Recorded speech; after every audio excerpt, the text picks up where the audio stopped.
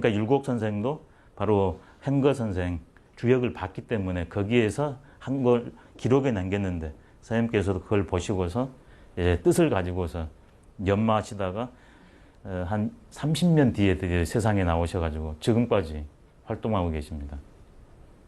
저도 역시 나이가 그때 그랬기 때문에 두려운 마음을 가지고 앞으로 제 주역 인생이 어떨까 한번 쳐봤습니다. 굉장히 두렵더라고요. 근데 뭔 개가 나왔냐?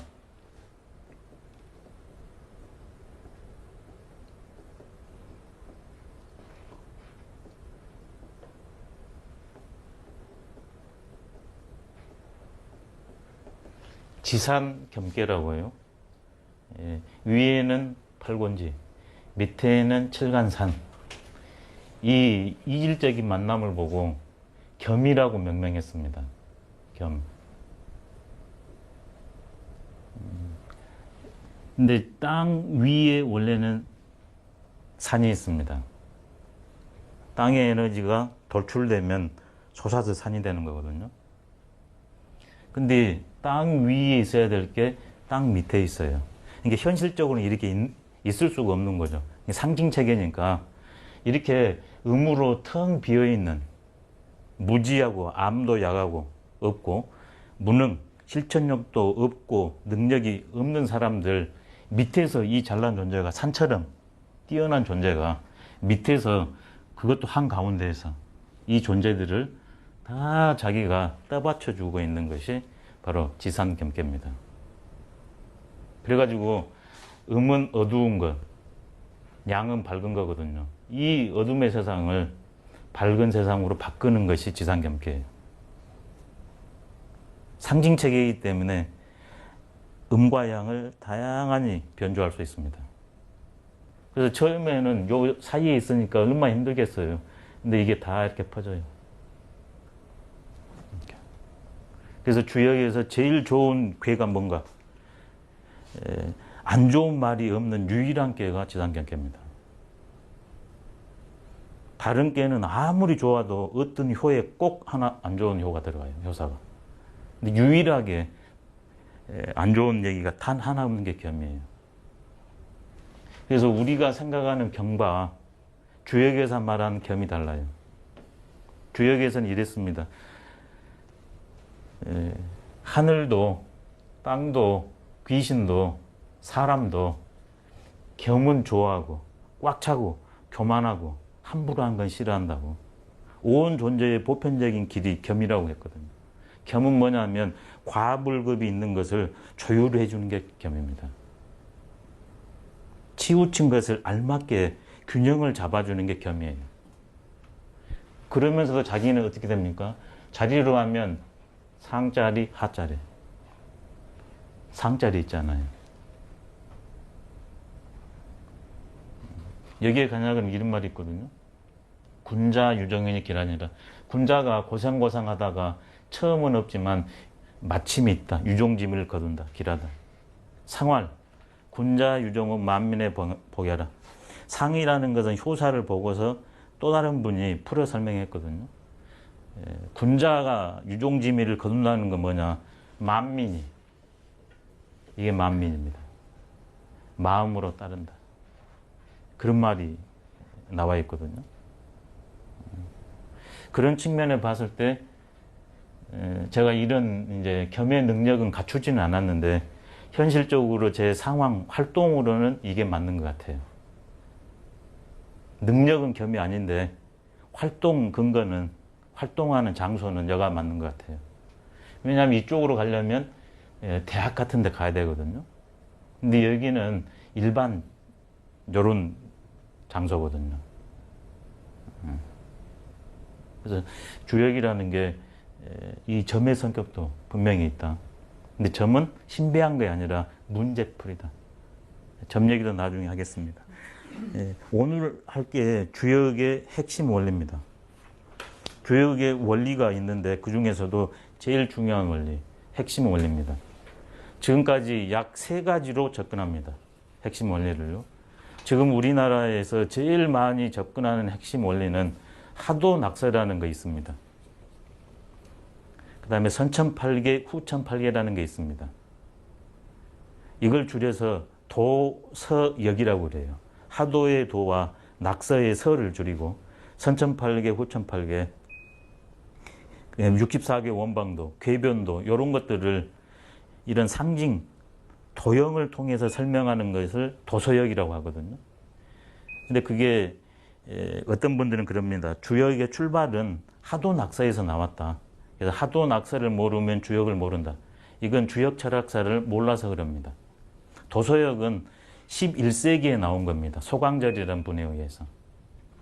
근데 이 소광절이라는 분이 자의적으로 만든 게 아니라 오늘 제가 이렇게 할 텐데요. 거기에 계사전에 근거해가지고 설명을 했습니다. 대단한 학자죠. 언어로 되어 있는 것을 이런 도상으로 해가지고 그 언어를 거기다 다 집어이고 말해 놓지 않는 것까지 끄집어냅니다. 그래서 지금까지 나온 체계 중에서 제일 쉽고 간단한 게 도서역이에요. 근데 도서역을 이렇게 7단계로 뜯어볼 수 있는 힘이 없으면 도서역은 그냥 하나예요.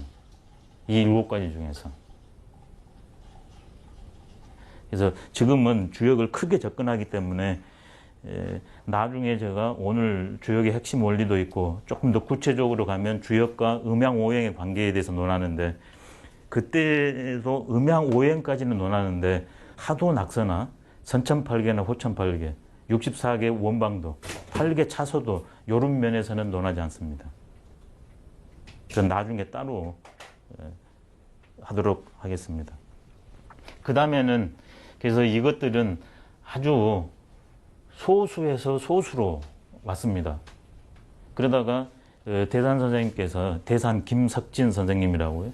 그분이 일반 대중 강좌를 하시고 그 다음에 그것을 주역 원리론을 반드시 제일 먼저 합니다. 근데 바로 도서역으로 합니다. 그래가지고 지금 이 도서역이 예전에는 비전에서 비전으로 내려왔는데 지금은 우리나라에 너무나 보편화됐습니다. 그래서 우리나라 주역 수준이 지금 껑충 뛰었습니다. 예전에는 특별한 학자만 소수만 하거든요. 근데 그 소수 학자도 깊이와 넓이가 천양기차입니다. 지금 우리나라의 주역 공부하는 사람들은 수준이 굉장히 넓고 깊습니다. 도서역이 아주 좋아요. 근데 그걸 모르면 주역을 모른다. 천만의 말씀 몰라야 돼요. 증거를 오늘 보여드리겠습니다. 예. 도서역이 뭡니까? 하도하고 낙서라는 게 있거든요. 그것을 도자하고 서를 따요. 그래서 도서역이에요.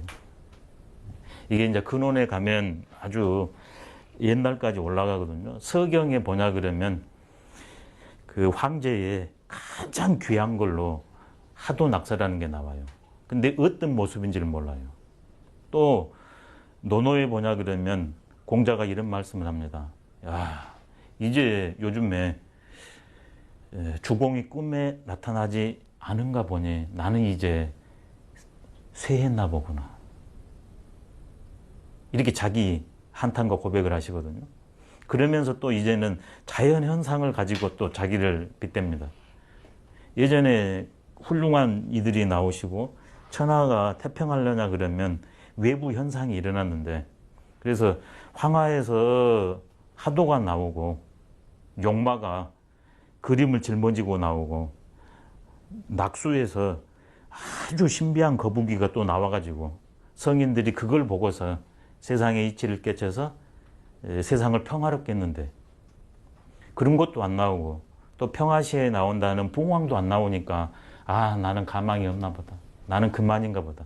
또 공자가 그때 자기의 인생을 말하면서도 또 그 말은 하 출도하고 봉조 부진이 오이분전 하도가 나오지 않고 봉황이 날라오지 않으니까 나는 내 뜻을 구현할 수 없겠구나. 나는 그런 인재가 못 될 수도 있겠구나. 이런 말을 하거든요.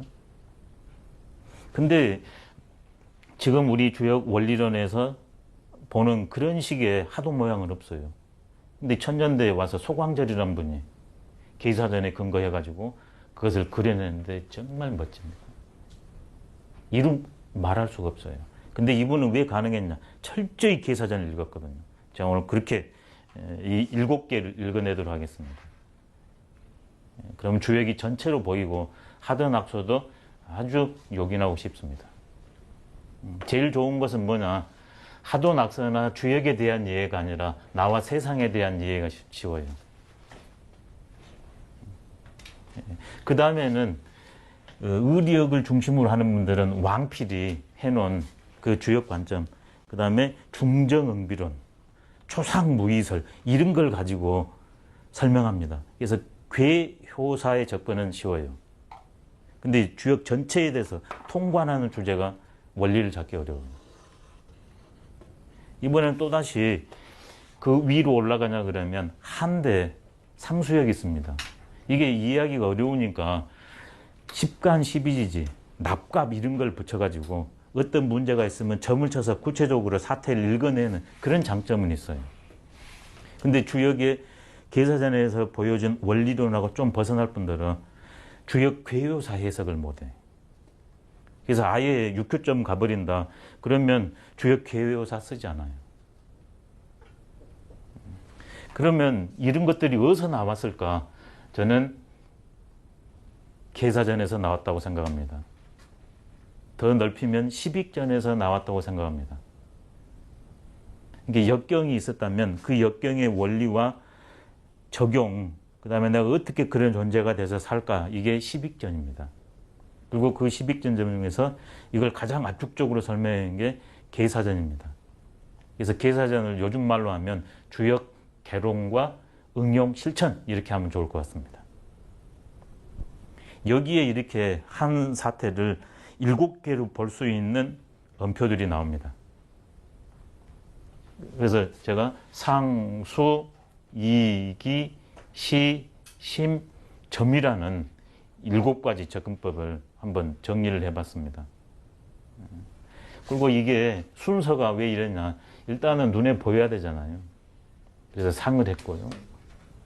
그 다음에 그것을 구륙으로 했기 때문에 그 다음에 거기에는 무형의 원리가 이제 있는 거죠. 근데 이것들이 왜 가능하냐. 바로 생명과 생명작용이기 때문에. 그리고 구체적인 이런 것들은 어떤 상황 속에서 벌어집니다. 그리고 내가 그 상황에 들어가면 내가 인식하고 결단을 내야 됩니다. 그 마지막 결과가 점으로, 좋고 구줌으로, 길과 흉으로 나타날 수 있는 거죠. 그래서 순서를 상수, 이기, 시, 심, 점 순서로 했다는 것도. 그래서 기본적으로 서양도 그럽니다.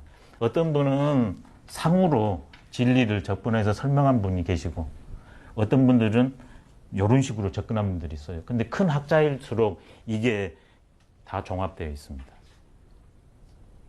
큰 학자일수록. 자, 그러면 이번에는 이제 주역이란 무엇인가 첫 번째고요. 두 번째는 삼역자설 준비했고요.